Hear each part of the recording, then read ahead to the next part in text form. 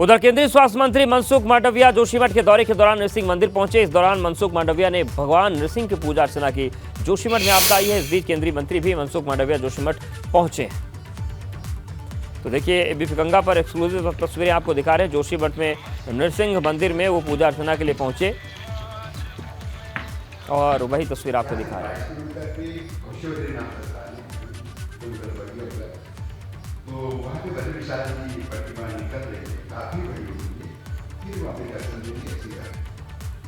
तो नृसिंह मंदिर पहुंचे केंद्रीय स्वास्थ्य मंत्री और देखिए मंदिर में वो किस तरीके से उन्होंने पूजा अर्चना की, बैठे रहे श्रद्धा भाव से। वो तस्वीरें हम आपको दिखा रहे हैं। जोशीमठ दौरे पर हैं केंद्रीय मंत्री।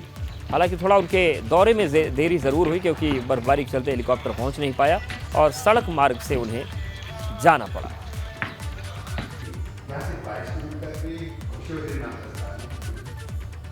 और उत्तराखंड में मौसम का मिजाज बदल गया। उत्तराखंड के 4 अलग अलग शहरों में मौसम के बदले मिजाज की तस्वीरें आई है, वो हम आपको दिखाते हैं। कर्णप्रयाग में मौसम का मिजाज बदला, सुबह से ही रुक रुक कर बारिश होने का सिलसिला जारी है। उधर चमोली की ऊंचाई वाले इलाकों में बर्फबारी हुई है। बड़कोट में भी मौसम ने करवट बदल दी है। यमुना घाटी इलाके में बारिश हुई है और अल्मोड़ा पिथौरागढ़ में भी बारिश हुई है। तो आप देखिए मौसम पूरी तरीके से बदल गया है और चाहे पहाड़ी क्षेत्रों की बात करें, मैदानी क्षेत्रों की बात करें, बारिश हो रही है। और उत्तराखंड के साथ ही साथ उत्तर भारत में भी इसी तरह की तस्वीरें। लेकिन देखिए कर्णप्रयाग, बड़कोट, अल्मोड़ा, पिथौरागढ़ हर तरफ मौसम बदला बदला नजर आ रहा है और बारिश के बाद मौसम पूरी तरीके से बदल गया है। सुबह से ही रुक रुक कर बारिश होने के चलते मौसम पूरी तरीके से बदल गया है। राजधानी देहरादून में भी मौसम बदल गया है। राजधानी देहरादून में झमाझम बारिश हुई। राजधानी में बीती देर रात से बारिश होने का सिलसिला जारी है। बारिश की वजह से सड़क पर जलभराव हो गया। मौसम विभाग ने उत्तराखंड में बारिश का येलो अलर्ट जारी किया है। इस दौरान प्रदेश भर में ज्यादातर स्थानों पर बारिश की संभावना है, तो कुछ जगहों पर ओले भी गिर सकते हैं।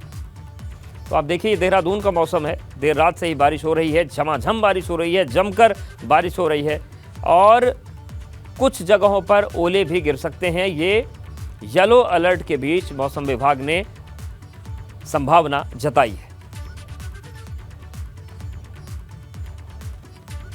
तो उत्तराखंड में मौसम बदल गया है। उच्च हिमालयी क्षेत्रों में बारिश चल रही है। मैदान से लेकर पहाड़ तक बारिश जारी है।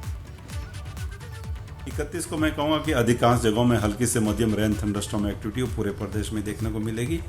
और जब आप 1 तारीख अप्रैल में जाएंगे तो वहाँ पे थोड़ी एक्टिविटी कम होगी, पर फिर भी अनेक जगहों तक में वो रेन थंडरस्टॉर्म एक्टिविटी रहने वाली है। इसके साथ ही जहाँ तक वार्निंग की बात है तो थंडरस्टॉर्म वार्निंग रखी गई है। येलो वार्निंग आपकी जो है 30 और 1 तारीख को रखी गई है, जिसमें कि आप देखेंगे कहीं कहीं जो बिजली का गिरने की घटना या फिर इसी तरह ओलावृष्टि जो है वो देखने को मिलेगी।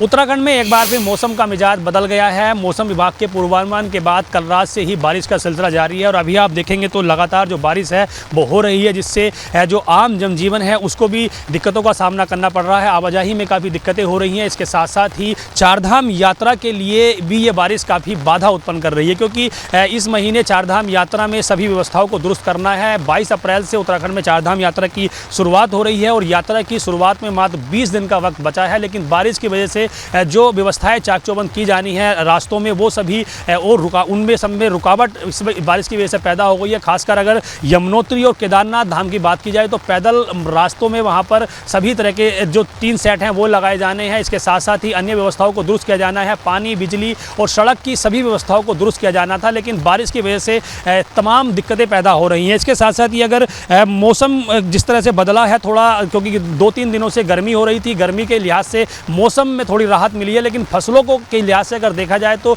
ये बारिश काफ़ी नुकसानदायक साबित हो सकती है, क्योंकि गेहूं की फसल इस वक्त पकने की स्थिति में है और मौसम विभाग ने जिस तरह से पूर्वानुमान जताया है कि भारी ओलावृष्टि हो सकती है, तेज बारिश हो सकती है, तो गेहूं की फसल को इससे काफ़ी नुकसान हो सकता है। वहीं उद्यान विभाग के हिसाब से देखा जाए तो आम की फसल को, लीची की फसल को, सेब की फसल को भी इस बारिश से नुकसान हो सकता है। लेकिन सबसे महत्वपूर्ण बात है चारधाम यात्रा के लिए, क्योंकि चारधाम यात्रा मार्गों पर इस दौरान तमाम व्यवस्थाओं को दुरुस्त किया जाना था, लेकिन बारिश की वजह से तमाम तरह की दिक्कतें वहां पर कर्मचारियों को हो रही हैं। इस लिहाज से कह सकते हैं, क्योंकि मौसम विभाग ने कहा है कि 1 अप्रैल तक इसी तरह से मौसम का मिजाज बदला रहेगा, तो यानी कि 2-3 दिनों तक चारधाम यात्रा में व्यवस्थाओं को दुरुस्त करने में थोड़ी दिक्कतें हो सकती हैं। फसलों के लिहाज से बारिश काफ़ी नुकसानदायक है, लेकिन मौसम ने जो करवट ली है, जो गर्मी हुई थी, उससे थोड़ी सी राहत लोगों को मिली है। देहरादून से अपने सहयोगी मनवर रावत के साथ पंकज राणा, एबीपी गंगा।